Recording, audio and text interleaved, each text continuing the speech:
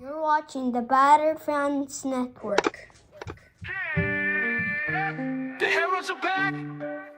See it's fucking balls from the pink and black. Coming live from the 305, it's official tissue. The Batter Fan, Chris and Dan, weekly rocking with you. We talk Messi, Boosie, Jordy, Lucho, the Fat Four, to Ben Cram, Noah, Ruiz, Fred. What more could you ask for? Tighten up and get ready, listen in on the pod. Solana and X in Espanol, just to even the odds. Breakdowns and gas bagging, join the tribe and just vibe. $3.99, don't forget to like and subscribe. Don't hesitate, say what's up, go ahead and come in. No question about it, I'm ready to get hurt again. No question about it, I am ready to get hurt again. Chris, you missed a good one.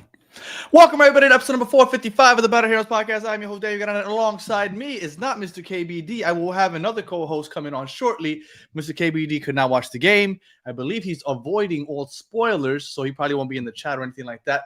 But Miami moves on to the Eastern Conference Final. The game is still technically going on. We're in the 82nd minute. Miami's up 4-0, but all good vibes right now. Some people were actually picking Cincinnati to win today. We don't have the best of histories in Cincinnati, but Miami came out and dominated this game. I feel like Cincinnati had a good start, maybe the first 10, 15 minutes. They were in a good flow, but Miami kind of weathered that storm. And after Miami scored that first goal, I kind of felt like they had their way the rest of the game. And I cannot start this show without giving my flowers to Javier Mascherano. In the chat over the last 2 weeks, I saw a few times, does he have the huevos, is what people were saying. Well, does he have the huevos to bench Suarez? And I said, no. I said, don't count on it. Don't bet on it. It is not happening. Silvetti will come off the bench because there's absolutely no way that Mascherano has ever showed any inkling that he would ever bench one of the big four from Barcelona. And today, in the biggest game of the year, he went ahead, he benched Suarez, Vetti got the start, and it paid off handsomely. He had the first assist, he had the second goal, and Mr. Krabs reminded me that the game isn't over yet. Yeah, all right. But you know what? Even if Cincinnati scores 3, we still advance. So I don't care that the game isn't over. We are heading to the Eastern Conference Finals. And shout out to Jonathan Paul. Miami going to the semifinals. Vamos. Technically, it's called the Conference Finals, but yeah, semifinals if you're talking MLS Cup in general. So all good things, all good vibes. I know I'm dying to talk to Will from MLS Moves because he said that he would put money that Miami had no chance, zero chance to make it to the MLS Cup final. I'm wondering if he's feeling the same way now because Miami they're rocking and rolling. They killed Nashville game 3. They go to Cincinnati where they have not played great. And they go ahead and they put 4 on them also. One of the better defensive teams in the league, one of the better home teams in the league, and put 4 on. There's a lot of good things to talk about. We could start with Busquets. Busquets might not show up on the stat sheet, but Busquets was probably the central point of this team. The way that he helped break the press, even though I'm sure that in Cincinnati, the talk's going to be how poor that press was. Because Brenner, Evander, and Denke, although maybe the first 10, 15 minutes, they showed like they had some fight. But after that, I felt like Miami was beating that press with the greatest of ease. And they were just connected. It felt like Busquets would get the ball, easily connect to DePaul, and DePaul would connect to ball. So Rodriguez was playing basically in the midfield, and they were off to the races.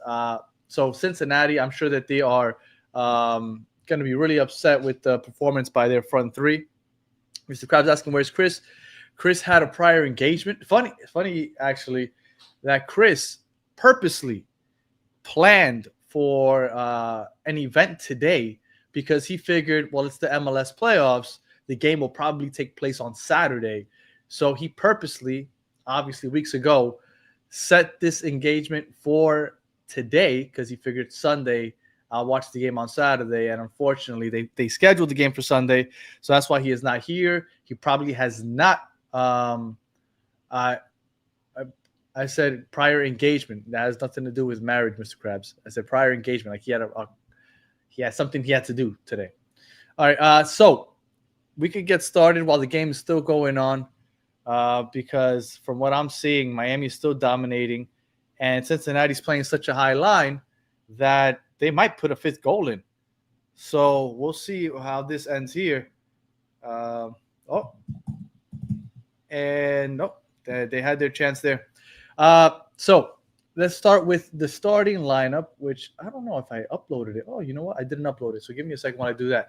But the starting lineup was basically the same as last game, where we had Sveti up top with Allende and Messi. And Messi was playing more of a false nine.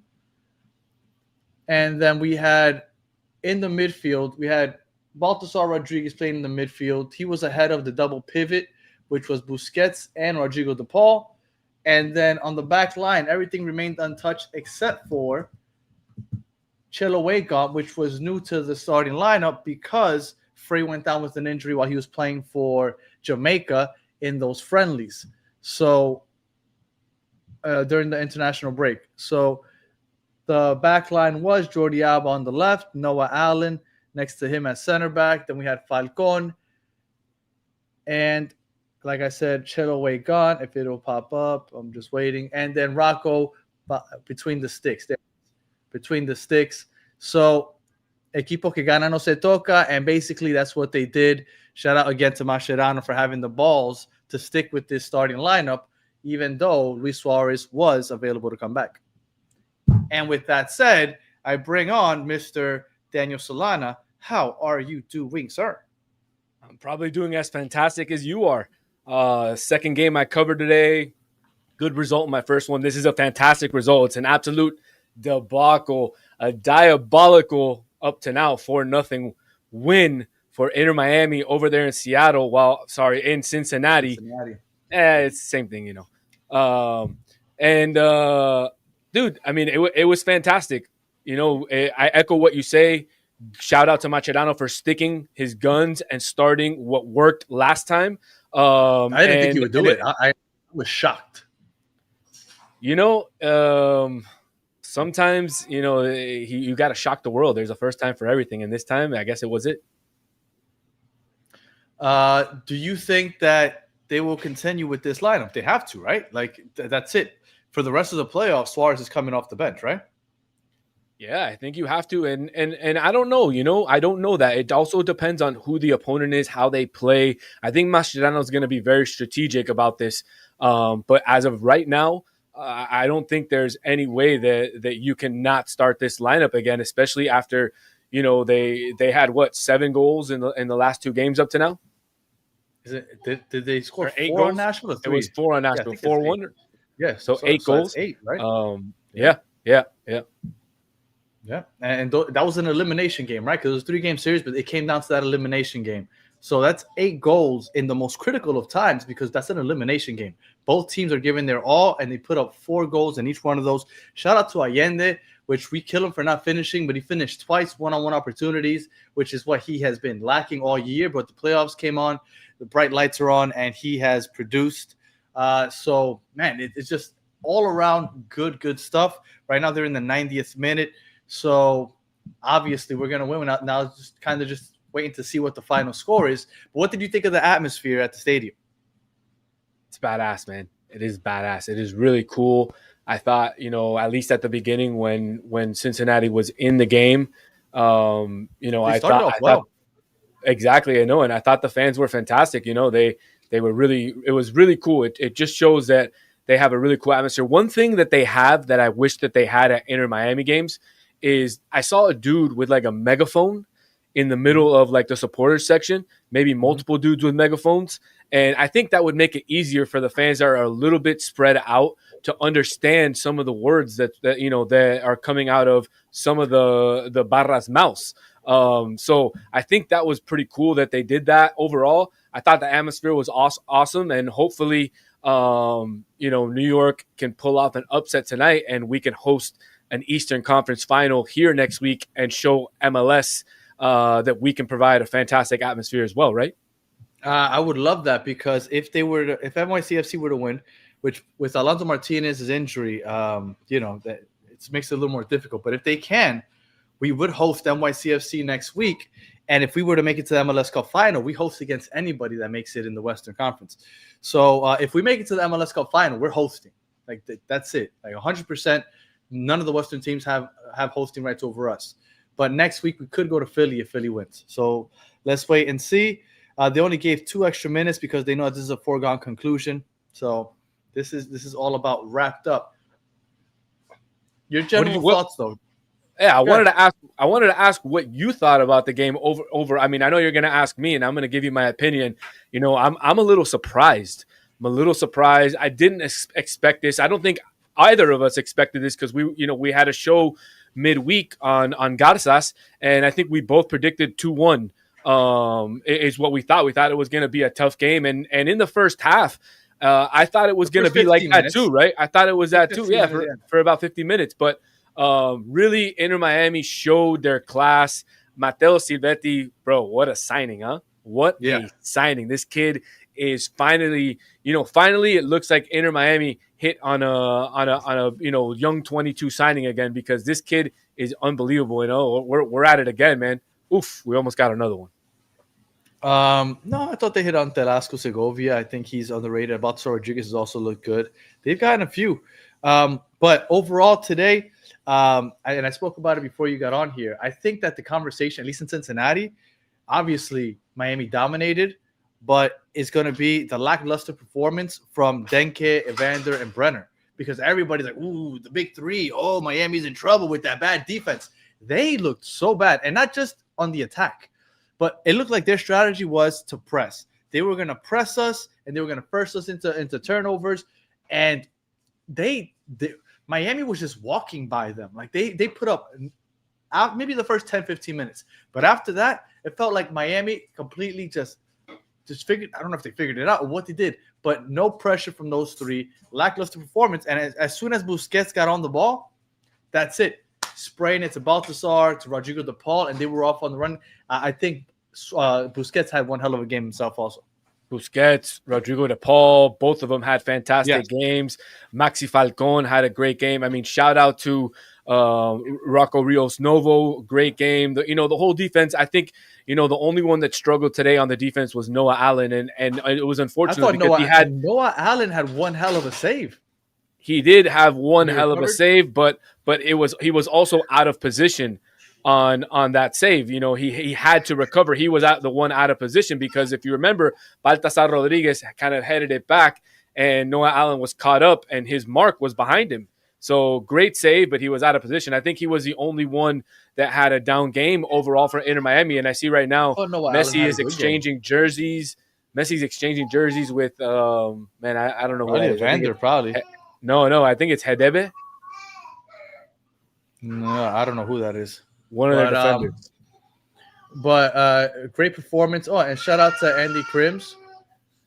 Andy Crims says Cincinnati was robbed. I'm not sure how in a 4-0 win you could think that, but I know Andy will be strong and come out and predict another 4-0 win for Philadelphia NYCFC next week. And we're going to keep doing this dance, Andy.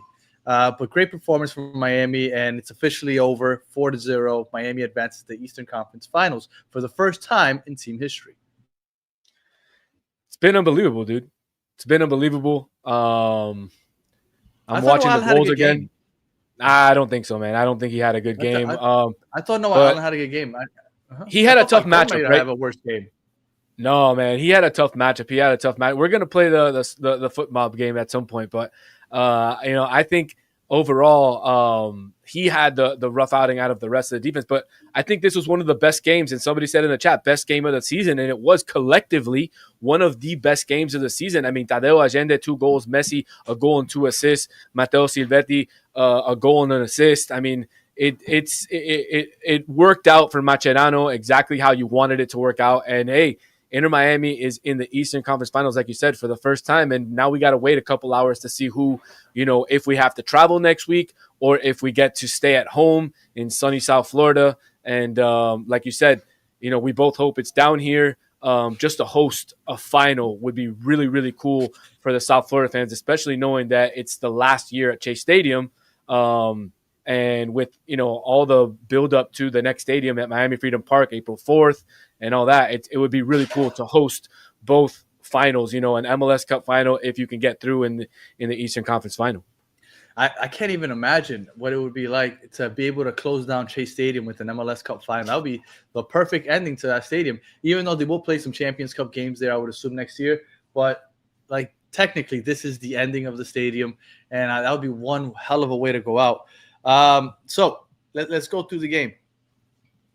I thought Cincinnati came out very aggressive, and I thought that this was going to be it was a good first half in general. But the first 15, 20 minutes, they were really on it. They were pressing, and it looked like Miami might have a hard time beating that press at first. But once Busquets got involved, and I don't know if Evander and these guys got tired, but after the first 20 minutes, I felt like Miami was in full cruise control. Messi got that first goal. Well, let me give credit to Jordi Alba. Jordi Alba got the interception, passed it off to Sbetti. And not just that, after Jordi Alba gets that steal, he goes and he makes a run towards the near post, taking one defender with him. Allende makes a run across the box, taking and towards the near post, taking another defender with him. And that kind of left Messi on an island by himself to get that ball with his head. And those are the plays that people don't really think about that Luis Suarez also makes. Allende made it today. One hell. Nobody talks about it, and obviously he scored, right? So he gets credit for that. But that run, that freed up Messi because he took a defender with him, and that's why Messi was basically unmarked to get that header. So shout out to Allende for having that run. Jordi Alba also with the steal, and also another run that took another defender out of the play. And Sbetti for finding Messi, and Messi obviously finishing with his head. Great first goal, and I felt like after that, that was obviously the game was still close at that point, but I felt like almost like the tide changed.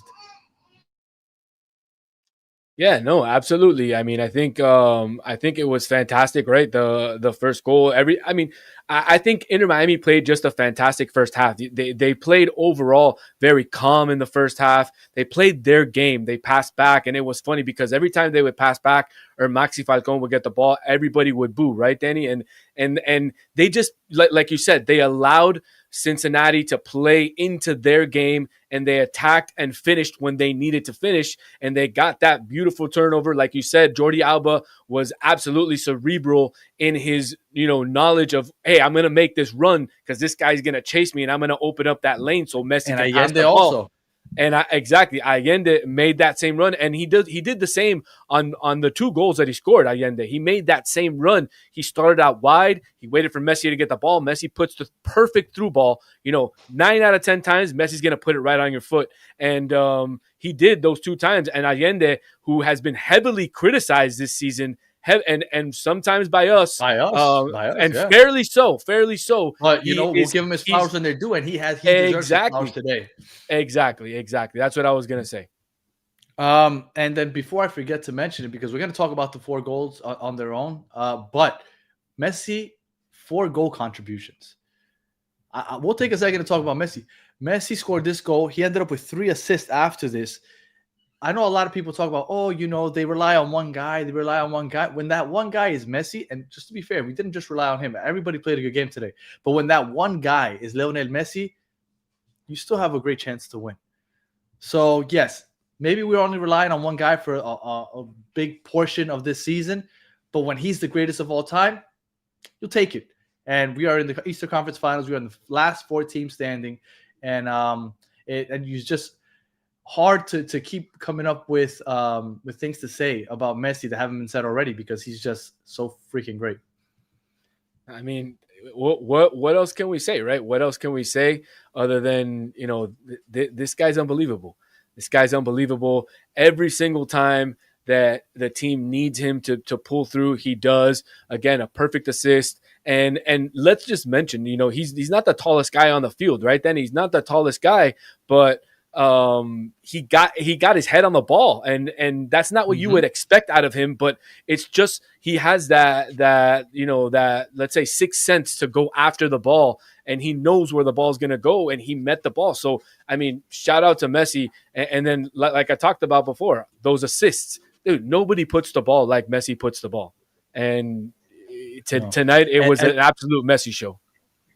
And I'll just say this real quick, and I don't want to harp on it because I want to talk good about Allende today. But that's the reason I think we've criticized Allende so much, because Messi's put him in such good positions all throughout the season that he should have been in the race for Golden Boot, because Messi gave him so many great passes and opportunities.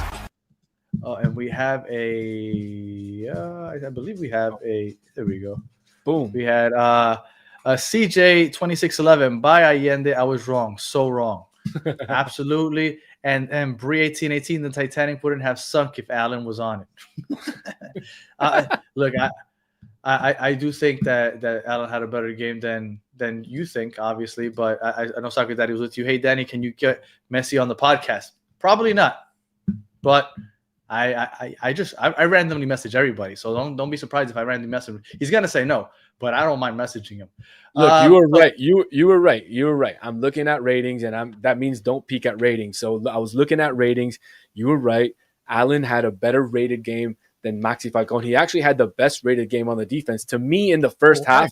And I was just focusing more on the first half because that's what we were talking about. I thought he had a hard time with Denki. I thought he did an above average job, but I thought on the back line, it was noticeable in the first half that he was out of position a couple times, and Denki was just a bigger body, and he was just bodying him in certain ways that he was getting around him. So that's just all I was saying. I'm not saying he had a terrible game. I felt like like Cincinnati, right? They were either pressing high or they were going quick out wide with the wing backs, and I felt like the few opportunities they had. They were getting back very quick in transition, and that's why I felt Allen did a good job because Allen was one of the first ones back there. So I felt like that's why Allen has such a good game. Time to give props to Mascherano, Danny. I guess you just got here, Loner, because I've been doing it for the last 20 minutes. So, but if this has been the absolute Mascherano flower show for 20 minutes. Between Mascherano and Messi. I mean, for all of you who want us to talk all about Mascherano and all about Messi, mainly Messi, first 20 minutes is where you want to stick to. Yeah. All right. So like One World, One Goal said, this is when I would usually ask Chris. Chris, after that first goal, how did you feel? Ooh, I felt good. I felt good because I thought the defense was playing a very, very good game overall, and like we talked about, I thought they were controlling the tempo of the game. They were making Cincinnati play their type of game, controlling the ball in the back, touching with Rocco Rios, touching with Maxi, touching with Noah, and finding the spaces that they needed to find to attack. And I thought, I felt really good, especially knowing when Inter Miami scores first, they usually win the game. So I thought they were sitting in the right position to go ahead and win the game. But I'm not going to lie. I was expecting Cincinnati to react maybe a little bit better. Right. Maybe a little bit better than they reacted. No, it was, like I said, the first 15, 20 minutes, I felt like they were on it. The press was good. But after we scored that goal, I felt like Busquets would get into a space. He would find the space to receive the ball from Falcone or Allen, whoever it may be. And I felt like he felt no pressure. The first 15, 20 minutes, it felt like that's the game plan. They're going to mark Busquets. They're not going to let Busquets create. But after that, I felt like he would I don't know if the man marking, they just decided to do away with it after we scored or what. But Busquets would find some space, get it, turn around, and here you go, DePaul. Here you go, Baltasar. And it felt like Cincinnati had no midfield. It felt like we went from our own third to their third in a split second. And Busquets was, I felt like, the person that really led that charge. So that's why I think Busquets, and I know I'm getting ahead of myself, but I thought that he was the man of the match other than Messi, because I thought Busquets had his fingerprints all over this game in the attack and how he was connecting the back line to the forwards. So we got to halftime. The first half was an entertaining first half, but I felt like Miami was dominating up until that point. But we get to halftime. I feel pretty confident. I think 1-0, okay, maybe Cincinnati ties the game, or maybe they score one after we score another one. I didn't think it was going to be a clean sheet, but I did feel very confident. I'm asking the chat, and I'm asking Solana, how did you feel at halftime? Ooh, I was confident at halftime. Once I saw that we could hold that first half to 0 goals, I was extremely confident at halftime because, I was thinking to myself that they would get some sort of, and that's my son with the little Messi goat toy. Yeah. Thinking that they were going to react before halftime, and that would have been to me what we would call in Spanish un balde de agua fría, no? When they just get you before halftime, and that would have killed you going into the second half. So going into halftime with keeping that clean sheet, I think is absolutely was key, and to me was what gave us the confidence to go into that second half to continue keeping that clean sheet. In that first half, they had a few opportunities. There was one from, I forgot the guy's name, but he had an opportunity where I think Vander caught him as he was cutting into the box, and then he kind of went, and the ball went straight across goal and went just wide, far post. And I thought, if they can't convert these, we're good, because they're not getting many chances, but the few they are, they're blowing. And when teams do that against Miami, Miami makes them pay. So I remember I felt really good about that. I know we had a really good chance to end the first half, the last play of the first half, where I forgot who it was that kicked it, and Baltasar almost got on it. He wasn't able to get it to go. And Messi missed a sitter too.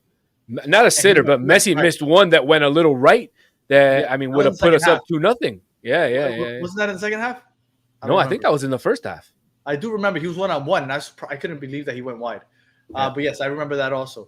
But when the opposing team doesn't take advantage and they give us some life, there you go. And Echenrique is his name. Well, I know he went wide, and once that happened, we were off the races. Oh, yes, right. And the one that Messi went wide, he was offside. So I do remember that. All right. So at halftime, you were feeling confident. I was feeling confident. We get into the second half, and more of the same. I didn't think that Cincinnati came out any different. I thought Miami was still on the front foot. And then Messi found Spetti. I believe it was off the turnover. I can't remember who turned the ball over or who got that ball. But I remember that the ball went from, I believe it was it Busquets to Messi, and Messi found Spetti unmarked down on the left side of the box, and he went far post. And after that, I thought game's over. Yeah. I mean, when they got that second one,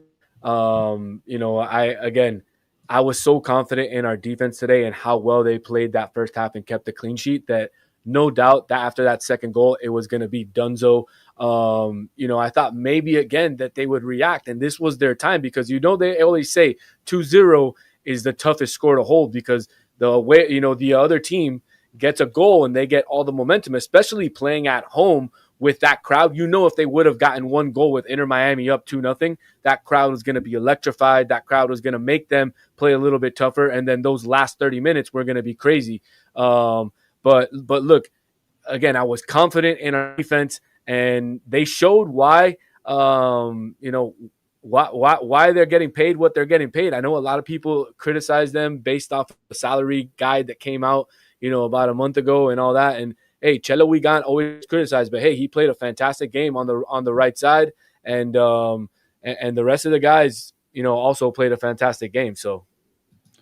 Yeah, and I've always said I prefer Frey over Chelo. I think Frey's the better player. But if you tell me that Chelo's in the game, I don't feel bad, because I think Chelo's a solid right back, and he had a solid game today.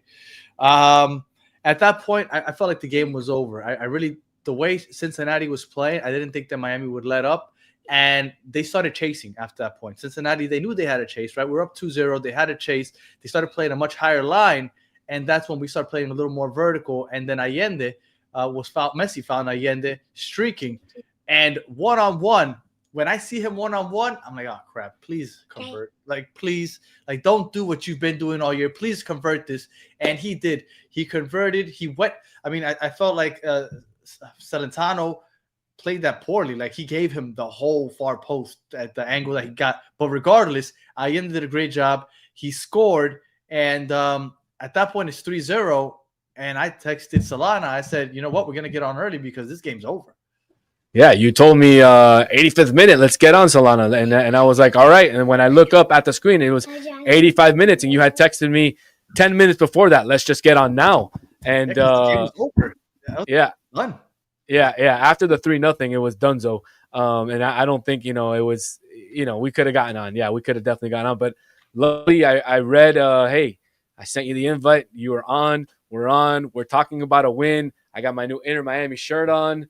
That I told you I picked it up at a farmer's market in Key Biscayne. Shout out to the farmer's market out in Key Biscayne on Saturdays. It's fantastic. Hey, $40. Looks good. It's like one of those coaches shirts. It's nice. Mascherano, you are the best. You know what? I got to give him his flowers because, everybody criticizes him because he doesn't have the balls to kind of do what they feel is best for this team because obviously the players are who they are and they have, it's hard to coach those players. But today he said, Suarez, I'm sorry. We had a great game against Nashville, so you're going to stay on the bench, and it worked out. So I give him all the credit in the world. This is the type of stuff that wins me over because that I didn't think he would do. And we do have a super chat. Here we are. CJC, the cello cooked counter on the Discord was surprisingly low today. We love that. Look, cello to me, man, I think that he's underrated because I think that people think that he's really bad and he's not. Ricardo Alarcon, let me get that Solana soundbite. Llorar al cuartico. All right, here it goes. I have it somewhere here. Hey, a llorar al cuartito, amigos. A llorar al cuartito. Chao. Así. That's right. A llorar al cuartito, Cincinnati. Chaucito. There we go. So 3-0, I believe Messi has an opportunity. It might be the one where you talked about how he went wide, but there was an opportunity there where we could have gone 4-0. I believe it was Messi that had a chance, might have been called offside. He went wide. And then a couple minutes later in the 74th minute, Tadeo Allende kind of puts the nail in the coffin. Messi to Tadeo Allende again, one-on-one, finishes 4-0. At that point, the game is over. Cincinnati's crying, and we are happy as hell. How are you feeling after that fourth goal? And before you answer, if you're watching live, please like and subscribe if you haven't already. This is a world of good. We're trying our best to get to 4,000 subscribers before the playoffs are over, so make sure that you hit that like and subscribe button. So how are you feeling after that fourth goal? I mean, how else can you feel after being up 4-0 in Cincinnati, especially after the first time you were up there, it was 3-0. That's what I'm saying. We haven't had the greatest of luck in TQL Stadium. So you're up 4-0. I mean, you know what I was thinking, Danny? I mean, honestly, brutally honest, all those Cincinnati trolls on social media that have been out all week saying, hey, we can't wait to get rid of Messi. Hey, we can't wait to get rid of Inter Miami, those plastic fans, Man, these next 7 days are going to be mighty nice on social media. Hope you don't come after me because I have my bag fully locked and loaded, and I'm ready to bite back at anybody. Suarez got to go with Alba Boosie, man. It's time. Actually, I disagree with that. I disagree. I don't think you should go. Well, I hear slight sign saying Suarez moment is coming. I'm not saying it is, but this is painting out to be almost like a Gareth Bale. I don't know if you remember when Gareth Bale got to LAFC, things got a little messy, and he wasn't even starting anymore. He didn't start the final, but because they went to extra time, he got to play in the game, and he ended up scoring the biggest goal in LAFC history in that extra time. He scored the game-winning goal. So he went from somebody that was a known name. People were kind of tired of him because they felt like he wasn't playing at the level that they wanted him to. And all of a sudden, boom, it's Gareth freaking Bale, and he scores in the pivotal moment. Luis Suarez, I wouldn't be shocked if something like that were to happen at some point in these playoffs. But we'll see. All right. So But I wasn't going to even say about his moment, but I wanted to kind of talk about, and it's not about a Suarez bias either. I wanted to talk about, did you see him coaching on the field? He called over Maxi Falcon, and he was coaching and telling. So I don't think he's ready yet to stop passing on his knowledge. And I think if he can resign himself to saying, hey, I can come off the bench for the last 30 minutes, but I can add some sort of value to this team by coaching some of the youngsters, especially if they bring in a number 9 that he can teach and they can allow him, that number 9, to develop, or, something like that. I think he could still continue to be an asset for this team, but he has to resign himself to, hey, I'm going to be a spot starter in 2026. I'm not necessarily going to be the go-to guy that they've been going to as the number 9 for this team. Let me tell you something. Him as a late game sub, I'm not hating. Like, how could anybody hate on Luis Suarez as a late game sub? Like, that is, but again, he has to be okay with that. I don't know if he is there. Like, I don't know if he's going to be okay with that. But if he is, I am all for it because he brings quality, even if he's not finishing consistently. And I am all for him getting on here and doing that. Solana, I know that you might have to go. Yeah, I gotta go. But before I go, I do want to give my Que Pena my man of the match other than Messi award because I can't leave the fans without knowing what I would choose. My Que Pena is the Cincinnati fan base. Que Pena because you've been trolling Inter Miami all season long. And now finally, like my buddy there, Ricardo, likes me to say, everybody in Cincinnati, go eat your chili, whatever that chili stuff that you eat with spaghettis or whatever. City Chili or whatever it's called. Go do that. Llorar al cuartito. And my man of the match, other than Messi, has to be Tadeo Allende. 2 goals, 2 masterful goals. He played fantastic. And, we've been giving him his flowers during the show. So, Danny, I apologize that I got to go. Love the chat. But I got to go cover a U.S. Open game. So, for those of you interested in U.S. Open, I'll be probably tweeting about it. All right. So, make sure you check out Solana if you want to hear some U.S. Open talk. And tomorrow, we got to talk about that Heat win, bud. Oh, yeah. Make sure that you join us. We're battered Heat fans. We'll be talking about the game in Philly and how we're the best team in the Eastern Conference. That's right. I said it with the chest out. So if you like the Miami Heat, make sure that you check us out. We've been going 4 to 5 times a week on that. So battered Heat fans, if you guys are interested. So, Lana, thank you for joining me. And I'll finish this up dolo. All right. So we are at the standouts. And you know what? Since I am by myself on this screen, let me switch it up a second. There we go. So I am by myself. So we're going to go new layout just because I am by myself. So let's do this. So we're going to start with the standouts. We have the starting 11 there to my right or my left. So standouts, I would have to say everybody. I thought everybody had a pretty good game. Allende, Danny's not going to die on Allende Hill because Allende, I thought, had a great game. I thought the first goal, I thought him and Jordi Alba, obviously because he got the steal, but also because he made that run near post.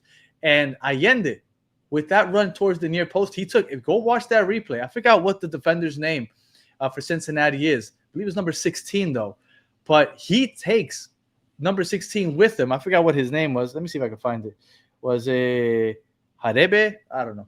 But he takes him with him, and he is the man that was supposed to be marking Messi that was coming down from the top of the box, and that's why Messi's unmarked. So Allende should get the assist for that run. So I thought Allende was a standout. Obviously, Sveti was a standout. Messi, it's Messi.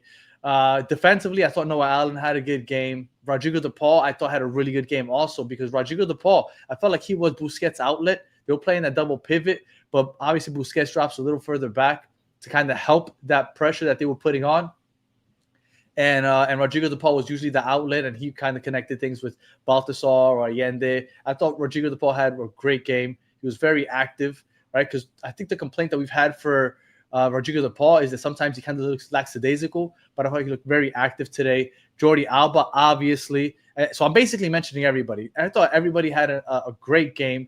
Hard to say that anybody had a poor game. And Rocco also. Rocco, I thought he wasn't tested as much, but there were a couple shots from outside the box that he did a good job covering up. So I thought everybody had a good game. As far as the Que Pena, very hard. We usually don't do this, but I'm going to go Que Pena to the front three of Cincinnati. I thought that this would be a more challenging game because I thought that, one, those three would be dangerous in the attack, and also because I thought that they would press us and make life a little more difficult for us to get the ball from our third to their third. But there was no issue there. I felt like after we scored that first goal, those three guys kind of just gave up. And they were like, we just want to score. We don't really care about pressing. Just win the ball somewhere else on the pitch and give it to us, and we'll try to figure out how to score, because I felt like they kind of just gave up. So Que Pena goes to the Cincinnati front three. For all the hype, all the Evander should be MVP, all that. Denke, the best signing in the offseason. Brenner pulling down his pants the last game against, I forgot, Columbus. And, he's going to, like, they looked so bad today. So Que Pena goes to the front three of Cincinnati because I thought they looked embarrassing. Que Pena goes to them. And then man of the match other than Messi and Rubith said, I miss Frey. Yeah, but Chelo had a good game. But I also miss Frey. Hopefully he's back for next week. Man of the match, other than Messi, to me, it has to be Busquets. I thought Busquets had himself one hell of a game. I thought that beating the press, originally when the game first started, it felt like they were man-marking Busquets to make sure that he didn't beat them. But after that first goal, I think Cincinnati kind of gave up with that. Either that or Busquets was just doing a really good job of losing his marker and kind of just finding free space to receive the ball. And he quickly turned and found Rodrigo de Paul, Baltasar Rodriguez. Baltasar Rodriguez playing out of the middle I thought was great also. Messi playing that false nine where, you know, how he's positionless, so he can kind of just float around. I thought he did a great job of that. This game was just great from top to bottom, but I felt like Busquets had his fingerprints all over this game. I see Jack Cart is saying Sveti, man of the match other than Messi, which is fair. I mean, he was probably the talk because he's the one that took Suarez's starting position for this game. And that gamble worked because he ended up scoring and assisting. So, and the first 2 goals. So, yeah. 340 viewers. That's more than Red de Football. I don't know what Red de Football is, but yeah. So if you're watching live, make sure that you hit that like and subscribe button. Can we beat Philly in Philly? Absolutely, we can beat Philly in Philly. Philly is a good team. I felt like the core of that team, the heartbeat of that team was Quinn Sullivan. And Quinn Sullivan is out for the year now. Now, obviously, they have a good overall team, but once Quinn Sullivan got injured and is out for the year, I no longer believe in Philadelphia being a. Okay, let me backtrack. I don't take them as serious. They're still a good team, but yes, we definitely can't beat them in Philadelphia. We've done it before. Philadelphia hadn't lost in Philadelphia when we beat them in the Leagues Cup run. When we won the Leagues Cup, we played them in the semifinal, and they hadn't lost at home. They had lost like once or twice in like 2 or 3 years. Like everything, oh, you got to go to Philly. You got to beat them in Philly. Oh, my God, how are you going to do that? And we did it just fine. I'm not scared about going to Philly. But with that said, I am praying that NYCFC somehow pulls it off today because I would love for Miami to host the Eastern Conference Finals game next week. NYCFC is unfortunately down Alonso Martinez, which he got injured during the international break, which is why that break in the middle of the playoffs is completely horrible. But I think that we could be absolutely anybody, especially with this lineup. Like, if you look at this lineup, this is a great lineup. And then when you consider that you have Luis Suarez coming off the bench, you have Telasco Segovia coming off the bench, you have Yannick Bright coming off the bench, you have Toto Aviles, which, whatever you guys want to say, is a really good defender coming off the bench. Like, this is a deep squad. So not only is our starting 11 good, but the first 4 guys coming off the bench are really good. Like, they're better than half the other teams that we're playing. Like, you line up Philadelphia, and I would take Suarez, Telasco Segovia, and I forget who else I said, but over half of their starting lineup. So, yes, Miami can win in Philadelphia. So let's see but hopefully it's NYCFC because, again, I would love to be at home. But now, FootMob, I'm going to have to get onto the website and check it out myself because, unfortunately, I don't have anybody here to guess with. So just give me a second while I get on there. But I would assume that the highest rating that didn't score or assist, it was Sergio Busquets, an 8.1.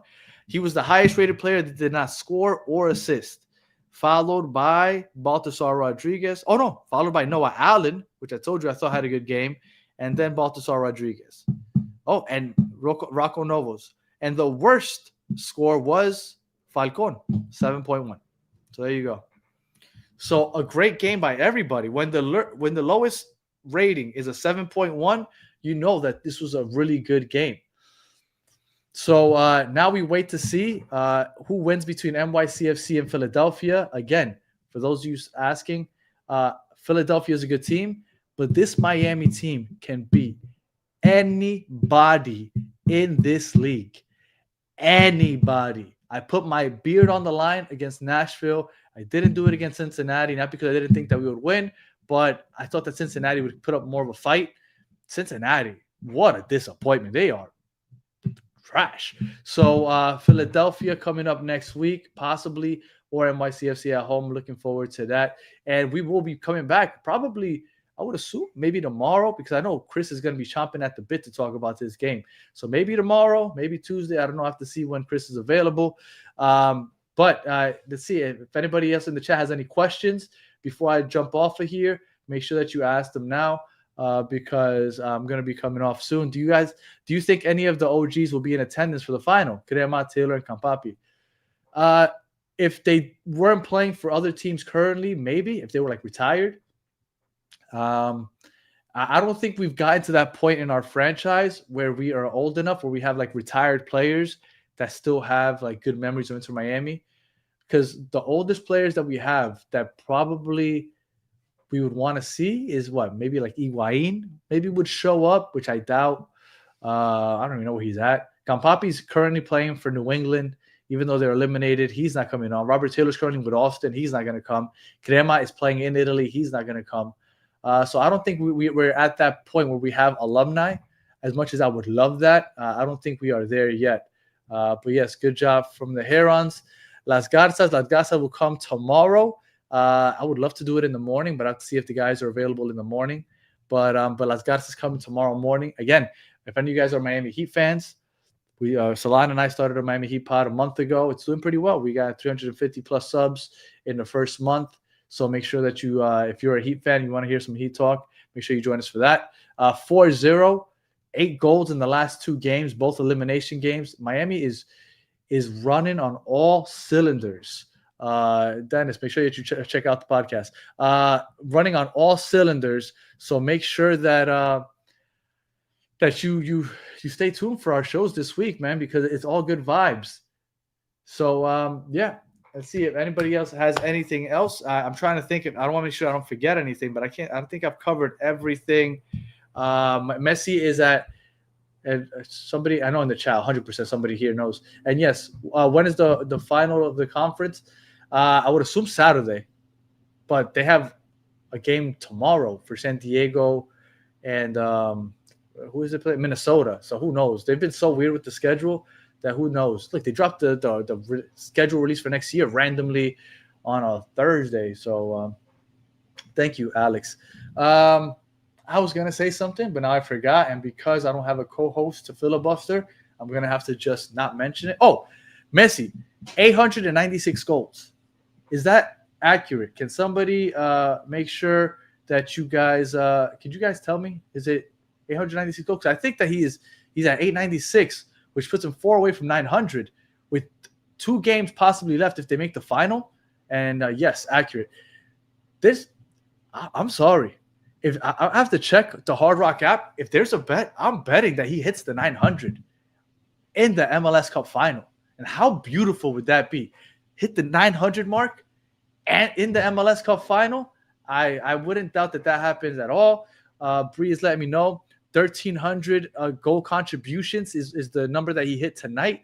So congratulations to him, because remember, it was a goal and 3 assists. He had 4 goal contributions, but look, I'm putting money on it if it's possible. I have to find it out. I have to talk to the degenerate Chris to see if he can go ahead and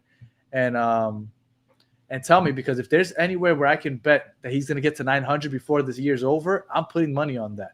What about MLS battered fans? I'm waiting for the second round of the playoffs to finish. The last game is tomorrow, which is San Diego versus Minnesota. I believe it's a late game. I have to check the start time, because if it's too late, I might have to wait till Tuesday during the day to do an episode. So it probably won't be tomorrow night, because I have a feeling that the game's going to be, since it's the West Coast, it's going to be a late start. So I won't be able to do a battered MLS fans until Tuesday. Las Garzas should be coming at you tomorrow. So make sure you're following us on all social medias to see when we go and do that episode. This is a great stat. LaRue Douglas, 22 goal contributions in the last 7 games. Is that accurate? 22? If Miami doesn't win the MLS Cup, I know, and I also understand why people say it's a failure. I get it. I will not deny that. But speaking selfishly, as an Inter Miami fan, because I am an Inter Miami fan, and a fan of the sport of football, I cannot say that. All right, I don't know why that happened. I cannot say that it was a failure because getting to watch and witness the greatness of Lionel Messi on a weekly basis, there's no failure here for me personally. Personally, I never thought that I would get to witness him playing for my hometown, for my home team on a weekly basis, getting to cheer for him. There's only 3 teams that have ever had the chance to do that. Okay? Barcelona, Paris, and now us. I'm sorry. I get it. And we'll come on here and we'll say we're disappointed. And I know I'll be disappointed. And I expect to win titles. But, man, getting to witness this greatness, I don't know, man. You have to appreciate it. You know what it is? 22 goal contributions in 7 games. He had 4 goal contributions today in the biggest game of the year, up before next week, which will be the next biggest game of the year. Like, you have to appreciate the greatness that is Lionel Messi. And I'm sorry, only 2 teams got to witness the greatness of Michael Jordan, and one of those was after his prime in Washington. That's like 4 teams got to witness Wayne Gretzky, but there's only a few greatest of all time. Tom Brady, 2 cities got to enjoy that. We're getting to enjoy Lionel Messi, and I know I'm going off on a tangent, right? Because this is no longer about the game. But I'm sorry, man. I'm soaking it in. I get to watch the greatest of all time, and he's killing it. So, all right. And Danny, don't go too crazy with betting. Oh no, absolutely not. I'm a punk when it comes to betting, but whatever. All right. Oh, and then Miami also got Wade and LeBron. Only 3 teams have gotten to enjoy LeBron. I'm telling you, like, you can't take this for granted. So don't conform, Danny. We are going for the cup. Oh no, absolutely. And I'll be very upset and disappointed. But when I take a step back, just talking strictly from the viewpoint of enjoying the sport of football and admiring greatness, I'm witnessing greatness. Like there's 4 playoff games. I watched the second half of the LAFC game. I'll try to watch some of the Philly NYCFC game, tomorrow's night game. But I watched every second of Inter Miami. So I'm just enjoying it. All right. So I know I went off a tangent. I'm sorry. But that's it. I think I've gone through enough praising Messi and talking about this. We also got Al Capone. Miami didn't get Al Capone. Wasn't that Chicago? All right. And then, yes, make sure that you get on. And if you have nothing better to do, watch the Philly NYCFC game. I know somebody just told me not to go crazy betting, but what I did do is I put money on Philadelphia. And I'll tell you why. Because if they win, I win money. If they lose, I win a home playoff game. So it's like a win-win. So it was a very strategic bet for me. Okay, so I'm rooting for NYCFC. I'm rooting to lose the money, but if Philadelphia wins, you know what? I get some money. So let's go ahead and Mr. Peach saying he's watching the game now. Aurora, thank you, Danny. I agree with you. Yes, we want to win trophies, but it isn't a failure when you get to watch Messi and Barca boys playing. When in 3 seasons we come from last place to now, yes. And yeah, man. And look, this is still a young team, but you know, we'll keep talking about that for another day. Yes, we. And then Dennis Lopez, yes, we did. Al Capone killed someone at the Biltmore. Okay.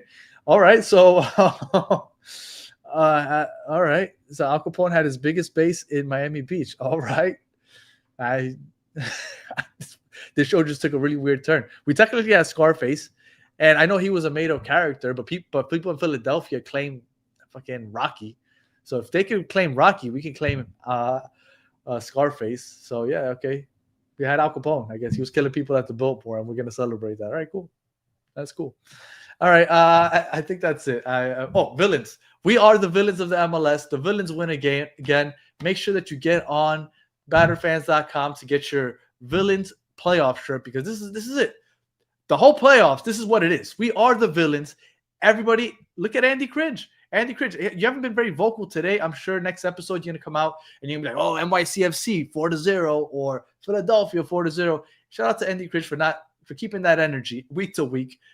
He keeps coming back even though we keep kicking him in the face. But we are the villains every week. So make sure that you get your villain shirt on batteredfans.com. And we will be back possibly tomorrow, possibly Tuesday. Make sure that you have the bell notification. If you're watching on YouTube right now, I know at some point in your screen, it gives you a little option to select the bell. Make sure you hit that bell and follow us on social media, where sometimes I forget to promote it. But I'll try to promote when we're coming on. Should be coming on Battered for Herons probably tomorrow, because I know Chris, and Chris is going to be hyped, even though he thinks we're cooked and we're going to lose every week. And then he comes on here and he's hyped. So, shout out to Sir L. Hamilton from France. Shout out to you, Sir Hamilton. I appreciate you joining us from abroad. So I know Chris, he's going to want to come on. So we'll probably come on tomorrow. Battered MLS fans probably on Tuesday. Battered Heat fans, because we're talking big win against Philadelphia tomorrow also. So make sure you check that out. And Las Garzas will be coming on tomorrow also with Xavier Lavos and Solana. So a lot of stuff coming at you. If you are a Miami fan, you're going to be we're going to have plenty of content for you coming this week.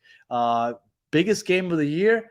We kicked their ass, and now we have the next biggest next week. So, man, it's all good vibes. I wish I kind of had somebody else here, because I want to keep this going, because I'm just in such a great effing mood. But I got nobody to kind of bounce things back and forth with me. So we're going to end it here. And do you guys like the layout? I've been cooking for next year. I try to keep things fresh. I don't know if you guys noticed. For those of you that have been with us since 2022, every year I try to kind of change the template of how things look. This is what I was kind of possibly going with next year. Figured that okay. Carter said it's okay. Okay. So maybe we won't. We'll see. All right. And I think that's it. I'm going to stop talking to myself now. I do appreciate everybody that's here in the live chat. I'm too hyped. I'm with you. I'm also too hyped. That's why I keep just randomly figuring out things to keep talking about, because it is so freaking cool. Let's hope Vancouver loses. Well, you know what? I kind of want to play against Vancouver in the final. I kind of want payback and retribution for the Champions Cup. It would be in Miami. Obviously, they kicked our ass in the Champions Cup, but it would be in Miami. So I kind of want to play them. So, but we'll see. They beat LAFC yesterday. LAFC choked because Vancouver was down to 9 men in the last 6 or 7 minutes of extra time. And they weren't able to get that last goal. David Martinez had a rough go. Well, this is Battered MLS. We'll talk about it a lot more on the Battered MLS Fans show this week. But, I want Vancouver. I want Vancouver in the final. That's what I'm hoping. I thought it would have been really cool to see Messi versus Son in the final. But give me Vancouver. We got payback on our mind. And I think that the way this team's playing, this starting 11, with the bench that's coming on, I don't see anybody beating us. So, all good vibes, and I'll leave it here with this comment from Gustavo Marquez.